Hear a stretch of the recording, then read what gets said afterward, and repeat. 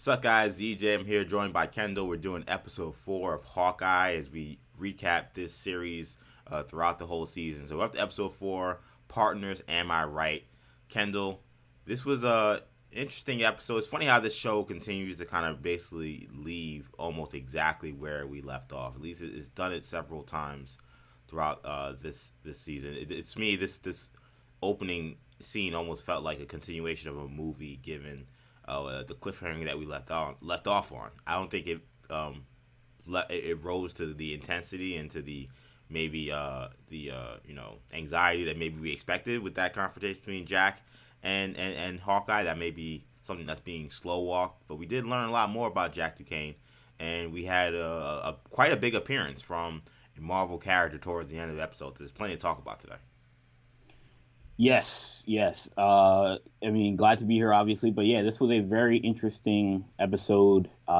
Reminded me kind of like last week, where I feel like felt like a little bit of a bridge. I feel like Yeah, we're getting closer and closer to kind of unraveling this puzzle a little bit, completing this puzzle. But um, I thought it was a good episode. I mean, I thought we got a lot of good stuff from the Kate Bishop character. I thought we got a yeah, lot of good stuff, obviously, from Clint Barton. And I think where this show succeeds, even in these episodes where we could say from beginning to end, there wasn't a ton of stuff happening, wasn't a lot of traveling, wasn't some big adventure. Is they have it allows them to have these scenes that are very long and drawn out, but you get a lot of character development, you get a lot of substance in those individual scenes. So some may like the more adventurous kind of story where you're hitting 8, 9 different spots, in an episode. But this felt a lot more grounded than the normal Marvel series. absolutely. And this episode ended up beginning with, like I said before, the confrontation between Jack and Clint as they were kind of snooping around Eleanor's apartment. And we learned that Eleanor is in the apartment. They're there, um, and this kind of becomes a lot more of a civil kind of situation. Um, Clint does notice that the Ronin sword is there. He does swipe it on his way out, but they end up kind of just having a normal kind of chat. Obviously Eleanor being very concerned that her daughter is now involved with an Avenger, and as she walks Clint out, kind of reminds her, "Hey, man, your partner, was killed in this, and she was really good. I can't lose Kate. Please keep her out of this." Clint pseudo sees her advice, but then doesn't really, because when Clay comes back around, um, and after he does some research on Sloan Enterprises, he learns about Jack's connection to it. So they kind of end up being back together as a team. It's kind of an interesting juxtaposition to how that Eleanor sequence, didn't really get through to him, but then the end sequence, seeing Kate suspended, similar to Natasha, understanding the gravity of the threat that he was facing, that he didn't realize was involved in this situation. And I guess technically it's not involved in the situation, but he didn't realize the gravity of the kind of people that are going after him. It definitely kind of it was interesting about what was going to sway him in kind of his in his approach to this. I think this is the first episode. I think last episode we saw a lot of it too. But this to me was to me the first episode where you saw a full embrace of Clint in Kate's abilities as a hero, as an archer, and as a partner. Yeah, yeah. I mean, I think that there's a lot to take from that opening scene.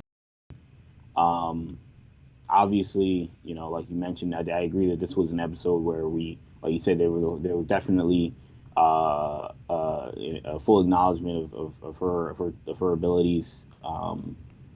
From the Hawkeye character from Clint Barton. But Yeah, I thought that first scene was interesting because, like you said, it wasn't the showdown that we maybe had anticipated coming in, but um, the major takeaway for me was the Eleanor Bishop character. I thought she was a little too cool about everything that was mm-hmm. going on. For somebody that is not supposed to necessarily be in this business Right, for lack of a better term. Um, she seemed. I mean, we know Jack Duquesne. We know his deal. We know he's right, we already know he's into stuff. Right, and it's confirmed in this episode because the we know Black that Book. Yeah, he's the CEO of the shell company that is in prime employing Kazi. So we know he's in this organized crime business. yeah. So that him being cool in that situation, that's been his character this entire time. Is Right. Kate basically saying we know what you're doing, and him basically saying, what are you talking about? Yeah. So that was And not. it's funny because Jack is almost so cool that he isn't cool though because he's so over the Yeah. top You're with like, how chill that's he something else. is. He's like Yeah, nobody acts like this. You're not a real yeah. person. Nobody's buying this. Right. But I thought Eleanor in this episode was a little I was surprised she wasn't more like, what is Hawkeye doing here? Yeah. And even in that last moment, like, she kind of, it was almost like an acknowledgement, like, look, we know this business can get crazy. Let's keep Kate out of it.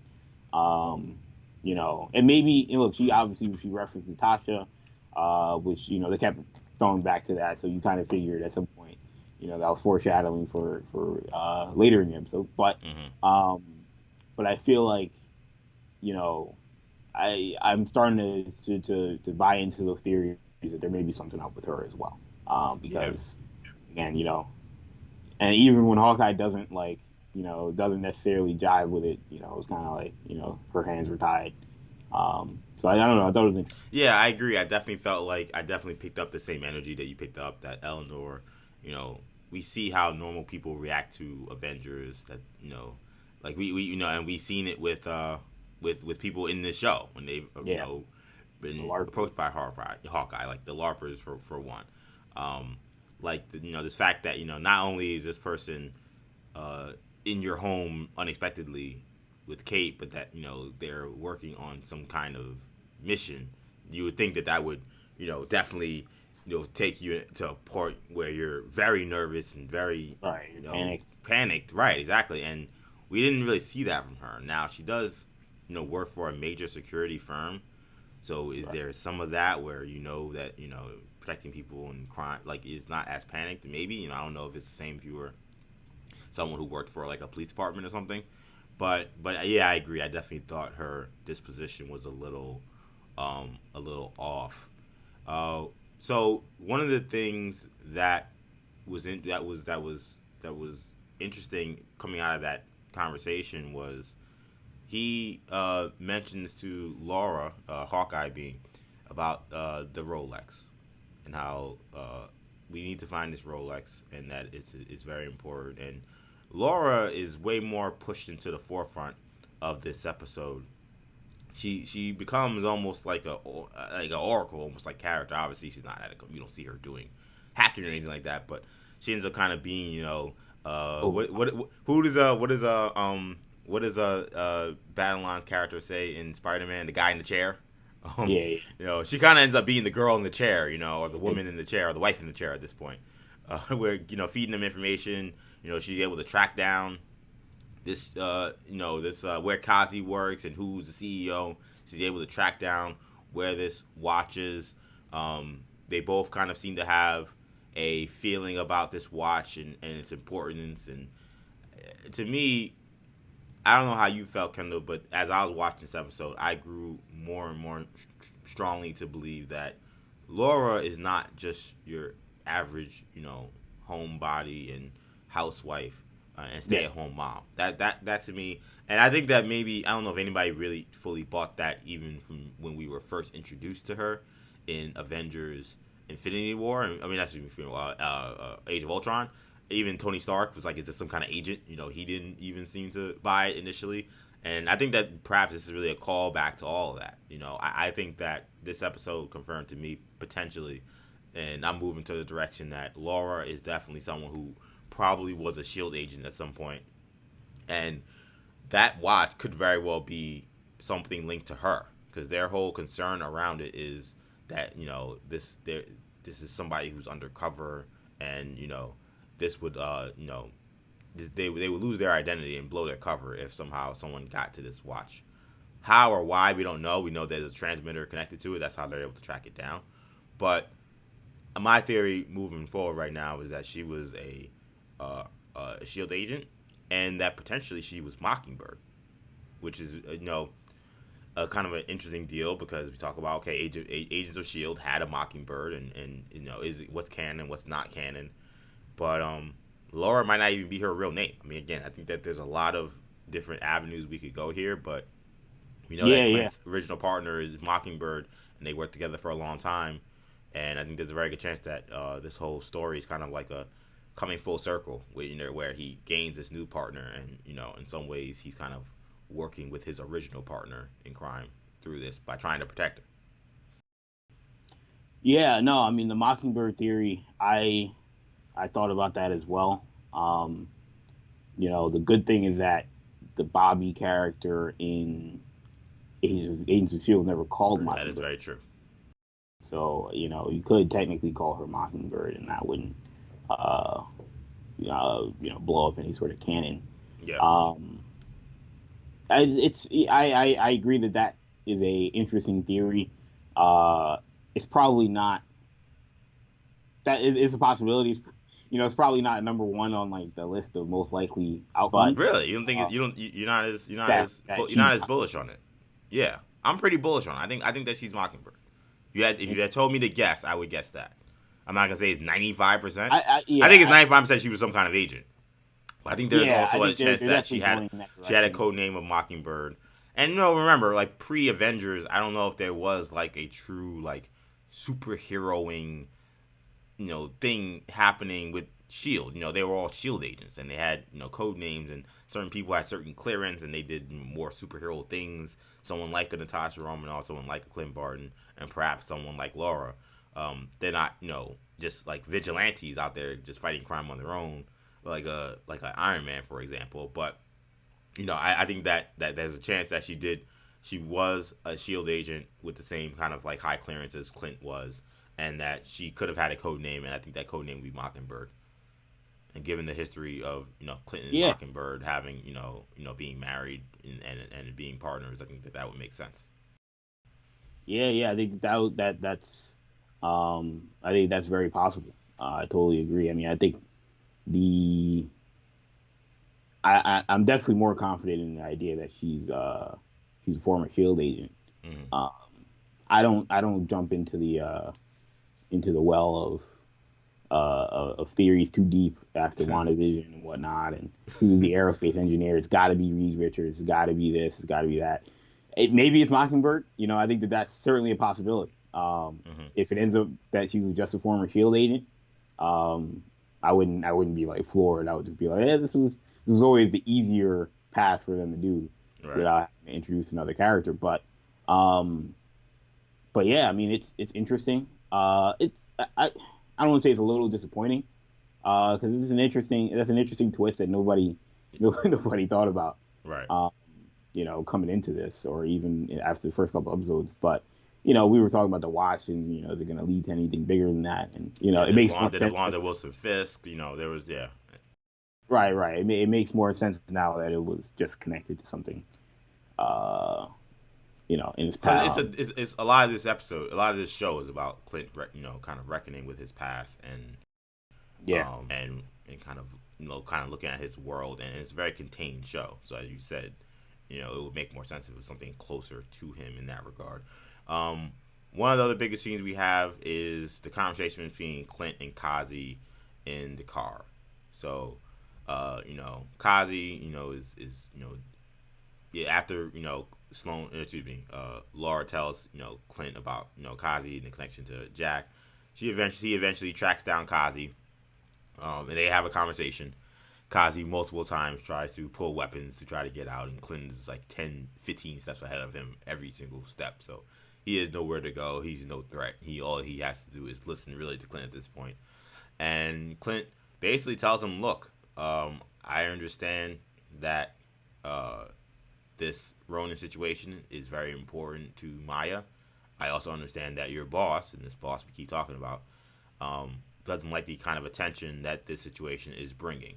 He's like, I don't want anyone else to die, and since you're the only member of the Tracksuits who is not a complete idiot, I need you to convince Maya to lay off of this, because this is not going to end well for everybody." More allusions to this business, this top head of this operation, and Kazi Um, even says, like, you're, why do you care so much about, the workings of the organization? And I guess to me, Kendall, I think this was also one of the first times where, if we assume this is someone like a Wilson Fisk, I think this was in some ways Clint trying to tell Kazi that, look, Fisk doesn't also play nice with people who don't run his business the way he likes. And forget about, like, you guys killing people en route of trying to find this Ronin. Like, he may take you guys out and may take Maya out if she doesn't succeed in this, witch hunt, so to speak. Did you get that same impression that I got? I felt like this was him kind of giving them a warning, saying, you guys are out of your depth with your own boss, and it's not going to end well. And essentially that you guys also, y'all can't beat me. Like, y'all ain't got enough people. We don't believe you. You need more people. Like, this is not gonna just end well for anyone.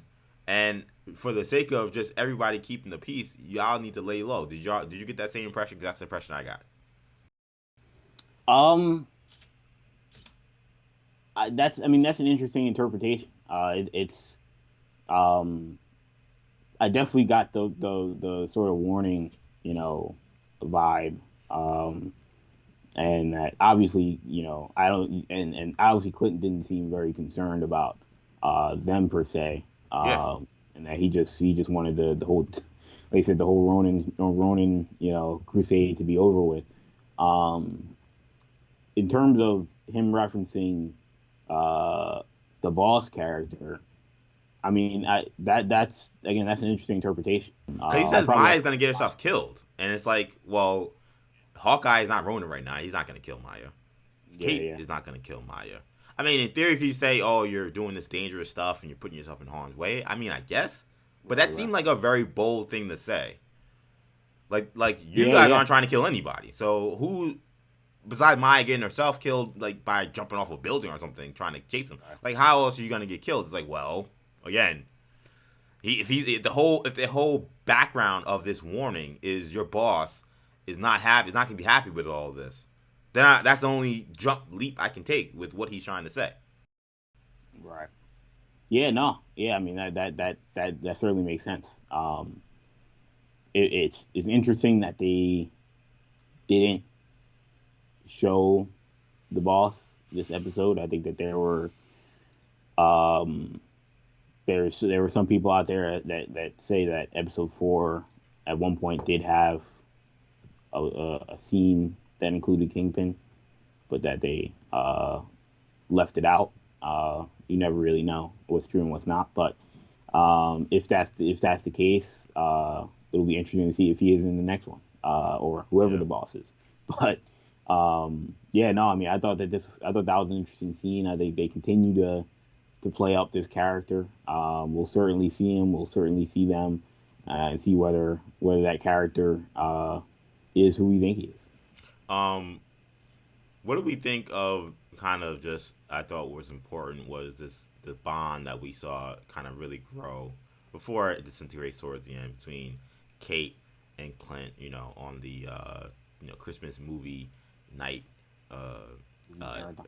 marathon part of the episode. Of course, Clint, as he continues to stay in New York City, is missing these important Christmas, these Christmas activities with his family. I think again as we try to continue to build a bond between Kate and Clint. Um, I think that was those are really good scenes to see. One just the funny stuff with him trying to explain just how great his accuracy is, and we see a little bit of that with how he's able to turn the TV off with like a coin or like a little Yeah, pendant, um, and him trying to teach Kate how to do that. And it seemed to me like Kate gained a lot of respect from Clint. One for the previous that early morning chase where they went all over the city and she showed her skills. But I think also her instinct being right on Jack.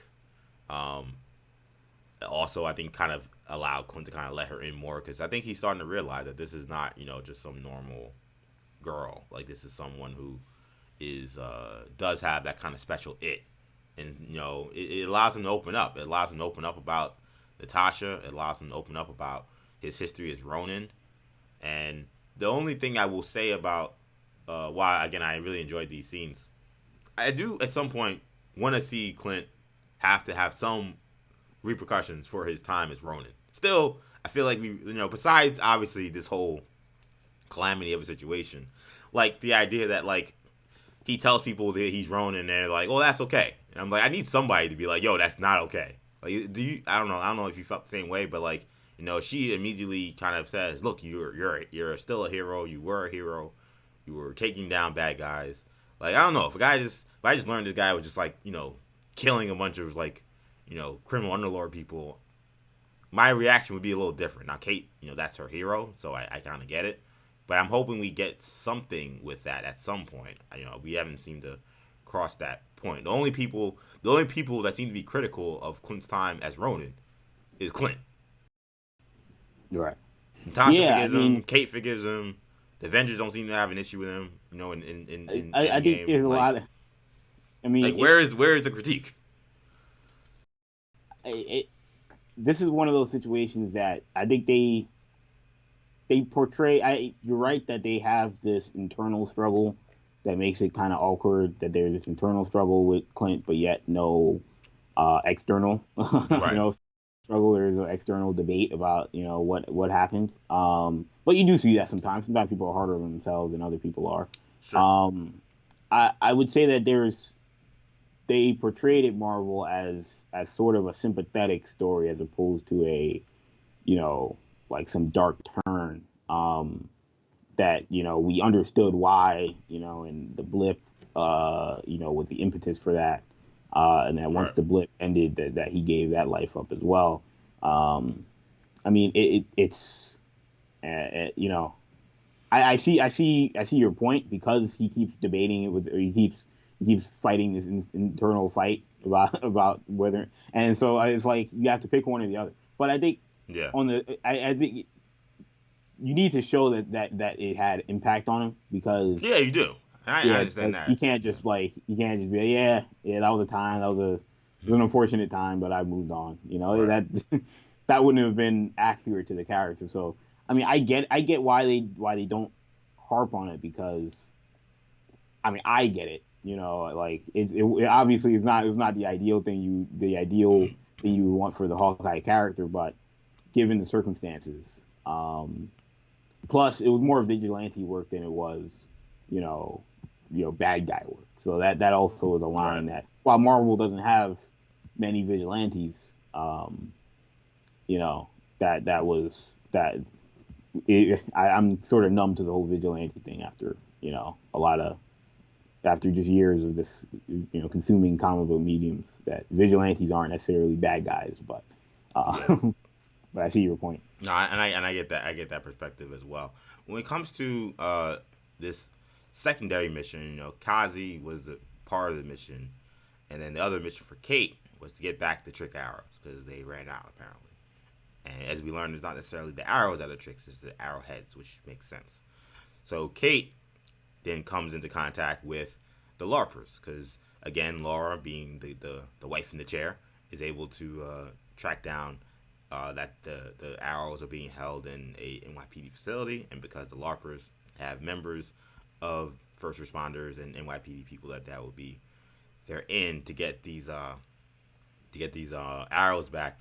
I thought Kate's scenes with the LARPers were really great, even in scenes in the apartment. She's getting them to actually make their costumes, which I think is kind of an interesting thing. Do you feel like that angle is too goofy for like the seriousness of this show, or do you feel like it is like enough goofy to kind of like bring levity to a serious show, where really Kate is the only she's really the only kind of comic relief outside of these guys essentially? That's an interesting question. I after seeing the episode, I didn't need them in the episode, but it was it was what it was. When I saw them, I was kind of I don't know if we need to dip back into this well again. I thought it was a funny gag, but you lose me after two or three times running the same joke. Right. Uh, they didn't hurt the episode. Obviously, it was a small gag. Uh, I mean, I feel like I don't have a problem with their inclusion as a whole because the show, while it's called Hawkeye, I think it's a Kate Bishop show, and that's Definitely. that's illustrated by the opening, Yeah. and the opening graphics. But and Kate Bishop, like you mentioned, is certainly a more comedic character than Clint Barton is. So if this was a Clint Barton show, they wouldn't fit. Just like if this was Daredevil, they wouldn't fit. But in a show where Kate Bishop is the lead, um, I think they make a little bit more sense. I wouldn't dip back into that well, too many more times, um, but their inclusion makes sense given who the main character is. Right. I think that's a good point. Understanding this Kate Bishop show because again, she seemed to be way more at home. Dealing with the LARPers. Obviously, Clinton was several episodes back. That was something I just thought about. I was like, it's okay. So the LARPers are gonna be how they get their suits and I know it's superhero stuff is fun, but I'm like I don't know. There's some like level of like practicality that comes with a superhero costume, like Yeah, armor and protection and mobility, and it's like the LARPers are gonna be the people that did that for them. Like why would it like yeah, these suits, yeah. are these I mean, suits really gonna be like something that like if he's gonna be in a fight with Kingpin he'll be okay? Like you think about how Netflix Falcon's Dare got a suit of vibranium. right, or even how like Netflix's Daredevil show kind of like went to great lengths to speak to like the importance of Daredevil's costume and why having somebody who knew about armor and protection and Kevlar and things like that was important. This is like going the total opposite direction by saying, hey, just some people who like to play pretend fight can make suits for superheroes. That's a little bit of a leap. I'm not sure if I would have went there, but The thing is that I don't know if understanding the Hawkeye. tone of the show, I kind of get it, but it might not have been something I did.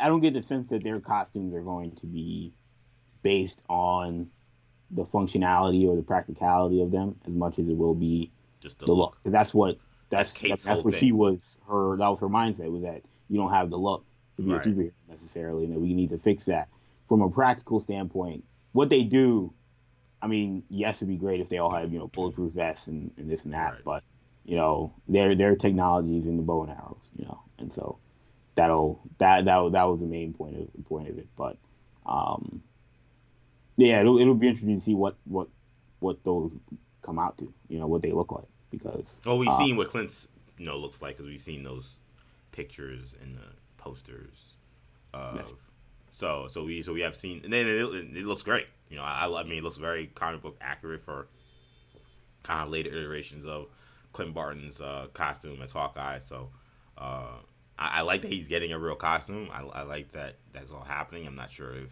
this is the avenue I would have expected them to go, or I would have went. But again, it makes sense for the story that they have been telling. So I have to take credence in if that. there are any LARPers that are watching this, you guys, you guys can make costumes, man. So if I know EJ is downplaying your abilities to Well, no, I'm to gonna say, look, put together I'm not high someone level. I'm not someone who's EJ, jumping. we go to Comic Con every year. I mean, you're saying that people who make cosplay Look, those cosplay make high costumes. quality costumes. I'm talking about again. If you go on mano a mano with Thanos, and you taking real blows, I don't know if the Comic Con cosplayers are gonna have the right protection for you. Now, I will say, if you're a cosplayer or you're um, a LARPer who wants to design dope gear for new generation media, I'm all in. Whatever y'all want, whatever y'all need, that I welcome that completely because I'm not jumping from rooftops. I'm not taking punches. I'm a normal person who gets in front of a camera and gets on a microphone and talks about superheroes and sports. And I do appreciate their skill set, and I would love gear. So I'm all ears for anybody who wants to do that for us because I'm not someone who's going to be potentially taking blows from Wilson Fisk. That brings us though to the end of the episode where in retrieval of this watch they kind of do this recon mission after Laura again, that same person who kind of keeps coming up, and I think that that's very important. gets them the location of where the watch is. During the mission, Kate kind of ignores Clint's whole kind of recon advice as he's kind of looking through how they're gonna get into this building and get this watch, and she kind of goes on her own beaten path, and it does get her in the building, to her credit. Again, speaking to kind of just her instincts and her ability to kind of think outside the box. But this, obviously, the mission, like we expected, goes south very fast because one, what may not appear as alarms to Kate, we understand are alarms because obviously Echo is not a someone who can hear. So we learned that this, first of all, we learned that this is Echo's apartment. We didn't know that as we went in there, but these alarms are silent alarms that are designated to reach somebody who can't hear things, because she's like, there are these strobe lights. She's, I don't know what this means or what it's doing, and those were alarms that eventually got Echo to realize that someone had broken into her apartment, and that ends up becoming a fight scene with Kate. And then on the flip side, Clint is attacked. He thinks he's being attacked by Echo as well, because he's being attacked by some female assailant. When Kate's in the building right before Echo attacks, she realizes that as she retrieves the watch, that somebody has listed Clint Barton's name and the ages and names of his family members. So clearly someone's been doing a very extensive research on him, and his family now is somewhat at risk. And it ends up, bringing about a pretty cool fight scene. Towards the end, it's funny. I watched this fight scene, Kendall, and I got mad at myself for not realizing much sooner that Clint was being attacked by Yelena. Really? Like, yeah, I knew. Well, the only time that tipped me off was when she shocks him with the shockers. Right. Like I'm watching this, I'm like, I don't know, like who is this person that's attacking Clint? I don't know what's going on. Yeah. And then when she hit him, when she pulled out the shocker was like, oh, this is what's happening. I wasn't like, which I had to wait until she got unmasked. I'm not gonna wasn't that far, but I should have known immediately that this was Yelena. And I mean, first of all, the fight scene was dope. I think it was probably the best scene of the episode. What did you think of how that went down? Yeah, I mean, I thought it was a great scene. I thought, like you said, the action was high level. We saw.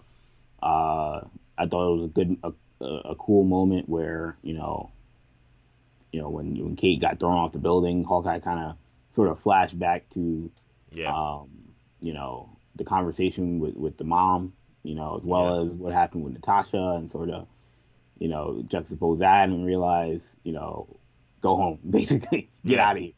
Because he's like, I was clearly this is way above your pay grade. But I mean, again, the action was high level.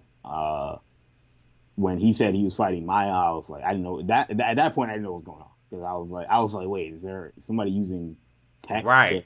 Yeah. To I thought the same themselves? thing. Like, we have Chameleon. Like, what's going on? And then when you see the masked assailant, that's when I thought, oh yeah, this is Yelena, because they had shown in the trailers and previews and whatnot, that same person kind of running around, so that was assumed that was going to be Yelena, and then when he thought that was Maya, I was like, oh, okay, this makes sense. But I mean, I thought that the inclusion, I wouldn't have made it so like shadowy, her inclusion in the show. I thought that there should have been an acknowledgement of who she was. Clint knows that she's a widow based off of her technology, her tactics, yeah. But in terms of the actual connection to Natasha, I think that should have been an instant. Well, at first I thought he knew. He wouldn't know. That's what I'm saying. Yeah, at first I was like, there's no way he would know. And then he was like, and then he wouldn't say who it was. I was like, does he know? And he was like, it was a widow. I was like, oh yeah, okay, makes sense. But I think that I thought she should have just said it. If she's there on just a vengeance tour, then there is nothing there. But that's also the interesting thing about Yelena's mission that you mentioned, because we don't really know what it is. I mean, we know that Val, plus played by Julia Louis-Dreyfus, gave her this target Says that this is the man that killed your sister, and then that's it. I mean, obviously, there's a great assumption that okay, it's vengeance here, but I also didn't find like this didn't look like somebody that was trying like that. There were way more efficient ways to kill Clint Barton than what Yelena was doing. So I don't know if like killing him was the goal there. Like if it was like it wasn't that obvious is what I'm trying to say, and maybe people who are watching will disagree, but like that whole even that aspect, a lot of anything that Val has been a part of has been so vague that I don't even want to assume that like she was there to kill Clint Barton. It's likely, I would say it's very likely. I'm just saying like it would make more sense if like she tried to snipe him or something. Right. It was like, okay, well it's very obvious they're trying to kill Clint Barton. And then perhaps, if you think somebody killed him, you don't want to shoot them, you want to actually throw hands before you actually kill them. Right. And maybe there's some of that there, but, because the scene didn't really allow for any of that exposition, we don't know that. Yeah, and look, she'll be back, and there'll be future, this will all be uncovered. I thought it was kind of, by the end of it, I thought it was kind of awkward, just for, she shows up, she fights him, she doesn't say anything, she leaves. But it was interesting that Clint told Kate earlier that that he was going on a mission and he knew that the person was someone that was trying to get out and he could not take them story out. I feel like we've heard that before. Was Natasha, and we saw her. I think we have heard before, or at least been alluded to. And here, Kate has a clear shot at Yelena, and. Yelena kind of gives her kind of like a nod, like, don't do it. And Kate, puts her bow down. And that's when Yelena jumps off the thing. It's very much a similar kind of way in which the way Clint kind of spoke about it. Kate kind of did the same thing for Yelena. And you wonder if perhaps there's going to be some kind of kinship or some kind of relationship between those two moving forward because of what we saw. Kate deciding that I'm not going to take Yelena out when she had the perfect shot to do so. Because why wouldn't you? I mean, she's trying to attack and possibly kill Clint. Like, why wouldn't you take that shot? It seemed like the look that Yelena gave her and just an instinct Kate had was not to take that shot. And maybe a recollection to the conversation. So what do you mean by that? Well, maybe in that moment. Learning the conversation she had about don't take a shot. Yeah. Maybe this isn't the shot to take. Yeah. Yeah, I mean, that would be interesting. I think there are a lot of similarities between those characters from a personality standpoint. Definitely. That would make sense that they would have a friendship. I think obviously you then call back to the whole second Black Widow, second Hawkeye thing. Right. That's true also too. Obviously being a dynamic that could be interesting. So yeah, I mean, that seems to be maybe a setup there that is slight foreshadowing, but yeah, I mean, I'm excited to see more of that character. That was definitely the sort of big moment of the episode with that. Sure. And maybe if they did have a post-credit scene that included Kingpin, maybe they felt they didn't need it because of this scene with Yelena. But yeah, and perhaps they may have felt like like the Yelena thing. I mean, again, it was a really good scene. It is a big moment that adding Wilson Fisk kind of brings that scene down a bit. It kind of takes it down a peg because we've all seen Yelena before. She's been in a movie before. Probably. So I think she's the first new movie character to ever appear in a Disney Plus series. Yes. We've seen other movie characters, but these are characters that we had seen before, multiple times. Whether it be the Dora Milaje. I think she'll be the first one for a long time. Okay. I guess the next one is whatever it is, Miss Marvel, whatever else is coming out. But right. They're just thinking about of the movies that we've already seen. I mean, unless you're talking like Daredevil, right. Daredevil in Spider-Man, for example, and then he shows up in and that's a possibility as well, I guess. But yeah, I mean, her character, obviously I loved her character in Black Widow. I think she's one of the best parts of that movie, yeah. Yeah, I think she's one of the best parts of that movie as well.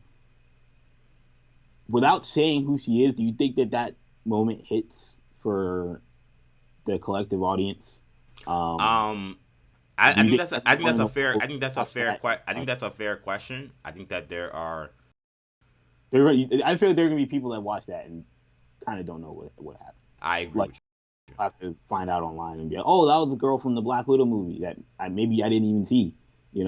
Yeah, and so no, I don't remember because also it was dark. Like yeah, that doesn't help, So if you don't recognize, the actress, you don't recognize the character. Um, I don't know, and you yeah, don't see who she is. If she says who she is, then now it's like everyone knows. Oh, it's Black Widow's sister. The movie came out. That was a big deal. So I don't yeah. know. I think there is a lot of a assumption that everybody saw Black Widow to do what they did to even mention that a Black Widow assassin, like to someone who didn't watch Black Widow, you'd be like, what does that even mean? I Right. thought there was one Yeah, Black Widow. exactly. What is a Black Widow assassin? You know what I'm Yeah. saying? Like, and Clint, he doesn't know that, oh, like the Red Room was, you know, taken down and these women were liberated, so to speak. Like he don't know what's going on. So Yeah. like he don't know I mean, any of the does he even story. know does he Cause well, even cause know the technically he Red Room would he was would think back? that cause technically he would think the Red Room was down because Yeah, because Natasha they thought took it she out in took a group. everybody out. So he don't know that actually they were, out So, here, but then now they're not and they're good people. Like he don't know anything. So right. there's like a extra layer of like confusion for like anybody who's watching who didn't watch Black Widow, who's just like, again, what is a Black Widow assassin? What does that even mean? Right. And like why is his perspective of what that means also off and also creates a different story within what we're seeing. You know what Right. I'm saying? He thinks that, oh my God, this organization that Natasha thought she took down is still out there, which is not true, but also was true. And it's just it's a lot. You know what I'm saying? So Right. so I see what you're saying. I see what you're saying. I think it's a fair point.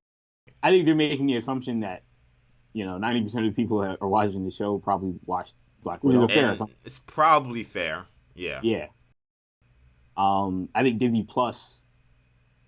I mean, Black Widow's on Disney Plus, so again, it's a Right. fair assumption. Now, It would it would for be whatever nice, I reason, think, these shows seem. it would be nice that when the episode ends, instead of and I love Shang-Chi, nothing wrong with Shang-Chi, but after an episode like this, it might be best to With the pop up poster. that Black Widow thing. Say, hey, watch Black Widow now. Maybe you'll Yeah. learn what's going on. It was kind of like because I watched this episode with my girlfriend and I had to remind her she watched Black Widow. I had to remind her, remember, like she's like, remember who this is, and she said, oh yeah, that's right. Well, what is she doing here? And I said, okay, remember at the end of the movie with Right. the scene with Val, and it's like, oh yes, right. And it's like, okay, like I had to take we had to I had to Right. make some leaps for her to get to where I was immediately, Right. and there are people like my girlfriend who aren't just like completely know everything Marvel, but do like Marvel and watch some shows maybe Right. because they have a spouse or a partner, or maybe they just like it but like it casually.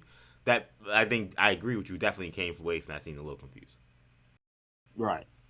Um, and I think they chose the way they did it because I think they assumed that everyone was gonna get it, and it would like that scene was more confusing than even Io from the Dora Milaje showing up in Falcon and Winter Soldier. When that happens, you know what's going on. Right. Like you Yeah. get it.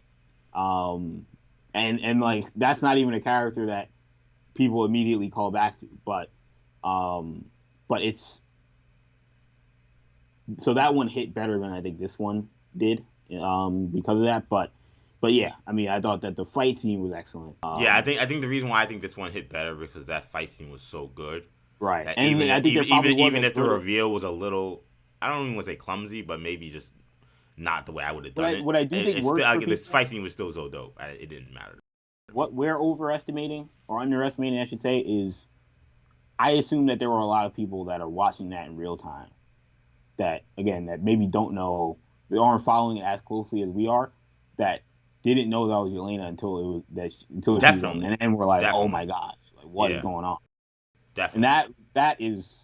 that would be great. And I There's think that's value the in that. other side of it that they were looking for, which I think they probably accomplished for a good amount of people. Yeah, Not for and me, and, and we but talked and we talked about why didn't they play up Yelena's inclusion in the show more? We They're talked about wrong. that on these videos the last 3 weeks, and I think that's why. I think what you Yeah, just illustrated, so that makes yeah. sense. I don't think And that they should have. I don't think they should have included the joint Hawkeye. I mean, in Black Widow, I don't think they should have included that post credit scene. Honestly, um, I think we probably still would have assumed that she was in it, but yeah, I disagree. I think they needed. I think they need. I mean, otherwise, how do we like? Oh, like how would she know? Like she would like we wouldn't know how she would have known that Clinton had anything to do with Natasha's death, and he really didn't have anything other than really being there. He didn't push her off. He was trying to kill himself. It was a very weird scene. Um, but like right. we only know because Val somehow had this intel that he was there, or maybe she That's didn't. true. She could be lying. I mean, we don't know anything, but she did know that he was Ronin, and she does have that picture of him running around as Ronin. That's true. So, and Natasha, excuse me, Yelena doesn't know that he put the Ronin thing down, and he doesn't. She doesn't really know how her sister probably even died, other than she died, Yeah, off they both world. went to. I mean, I think the They both story went somewhere, where and they then both went one to one of Vormir. them one Only of one them of didn't come yeah. back. Right. So I mean, I think you do still need that That's scene fair. because of that. I think this is the part where we could do scores for this episode. So I'll leave this one to Kendall first. What are you gonna give Hawkeye episode 4 partners? Am I right? I'll go 7.5. I thought this was a good episode. It was, again, I thought, uh, again, not a ton happened, but we got a lot of good character development. Got some teases to some major reveals. We got one reveal we've been waiting on, although it didn't necessarily hit as well as I would have liked. So yeah, I mean, I thought that this was overall a good episode, and I have high expectations for 5 and 6. Yeah, I'll give this episode. I'll give it an 8. I thought it was a pretty good episode. I thought that the last action sequence really uh, was really great. I just like it's one. I know a scene is good. It was when I don't want it to end. I'm like, no, I just keep fighting. Like, I just want to keep this thing going on. I really enjoyed that. I think the small moments with Kate and Clint were big. I think him revealing to her that he was Ronin was also big. Again, I wish there were more criticism of that, but I think that those scenes inside the apartment on the Christmas movie marathon were also really neat, and I liked how they progressed kind of the stuff with Jack and Sloane and Kazi. Like I kind of think that that's moving at a pretty nice pace. And this kind of overarching kind of thing of what's going on with this watch and what's the deal with Laura, that I think is definitely intriguing, definitely something to keep your eye on for the next few episodes. So I enjoyed it. Definitely sets up your typical penultimate episode where the two protagonists go their separate ways on bad terms, and then they come back together before the finale. This is kind of a TV trope. This is what you expect, but the way they kind of got there, pretty exciting, pretty funny, and made sense. So for that reason, I'll give this episode an 8 out of 10. But that'll do it for this episode recap of Hawkeye, season episode 4. Am I right? Of course, if you like this discussion, make sure you leave us a comment in the comment section about what you thought about this episode, and give us a like and hit that like button for us. Of course, if you like this content as well, make sure you subscribe to the channel New Generation Media, and also make sure you check out our podcast on the New Generation Podcast Network that can be found on Apple Podcasts, Spotify, SoundCloud, Stitcher, and TuneIn. Thank you guys again for checking us out. For Kendall, I'm EJ. Take it easy, guys. Peace.